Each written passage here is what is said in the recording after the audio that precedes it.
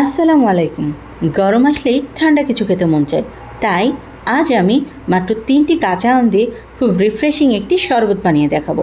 আর শরবতে যে উপকরণগুলো ব্যবহার করা হয়েছে সেগুলো শরীরের জন্য বেশ উপকারী। 3টি কাঁচা আম নিয়ে নিয়েছি। আমগুলোকে আমি ভালো করে ধুয়ে এখানে খোসা ছাড়িয়ে রেখেছি। এরপর একটি ছুরি দিয়ে আমগুলোর গায়ে হালকা করে চিড় দিয়ে নেব। চুলায় একটি প্রেসার কুকার বসিয়ে তাতে আমি 1 কাপ পরিমাণ পানি অ্যাড করছি এবং আমগুলো দিয়ে 6-7টি হুইসেল দিয়ে আমগুলোকে সিদ্ধ করে নিব। আমগুলো পাত্রে উঠানোর পর প্রেসার কুকারে যে বাড়তি পানিটা থাকবে এটা কিন্তু আমাদের পরবর্তীতে লাগবে।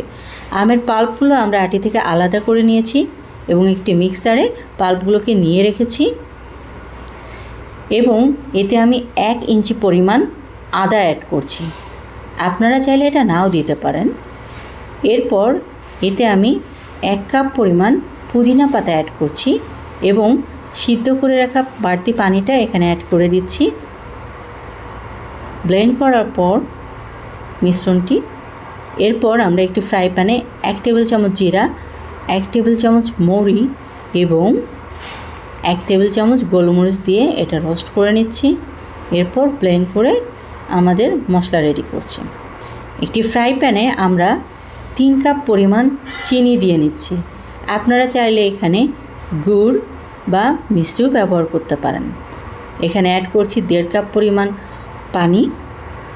এরপর নাড়তে থাকবো এটি চিনিটা গলে যাওয়া পর্যন্ত। এরপর বলক উঠে গেলে আমরা আমের মিশ্রণটি এতে ঢেলে দিচ্ছি। এরপর এতে আমরা যোগ করব 1 টেবিল চামচ বিট লবণ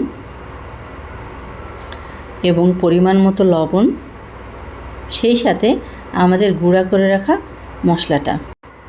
এরপর আমরা এখানে একটু ফুড কালার অ্যাড করব।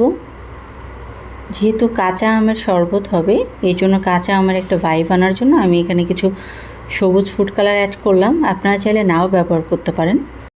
এরপর আমরা এখানে 3 টেবিল চামচ লেবুর রস ব্যবহার করব।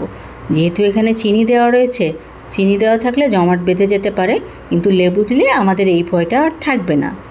এরপর লেবুর রসটি আমরা ভালোভাবে মিশ্রণের সাথে মিশিয়ে চুলা থেকে নামিয়ে এটি ঠান্ডা করে ফেলব। ঠান্ডা করার পরে আমরা এই মিশ্রণটি একটি বোতলে করে রেখে দেব। এটি কোনো প্রিজারভেটিভ ছাড়াই ফ্রিজে 2 মাস পর্যন্ত ভালো থাকবে। এখন কিছু আইস কিউব নিয়ে এতে আমি 4 টেবিল চামচ আমের মিশ্রণটি এবং 500 ml পানি অ্যাড করছি। এর মধ্যে আমি 2 টেবিল চামচ চিয়া সিড অ্যাড করে নিচ্ছি। চিয়া সিড শরীরের জন্য অনেক উপকারী এবং আমি এখানে কিছু লেমন স্লাইস অ্যাড করলাম।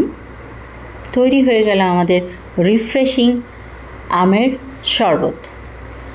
যখন তখন ঝটপট করেই বানিয়ে ফেলা যাবে এই শরবতটি।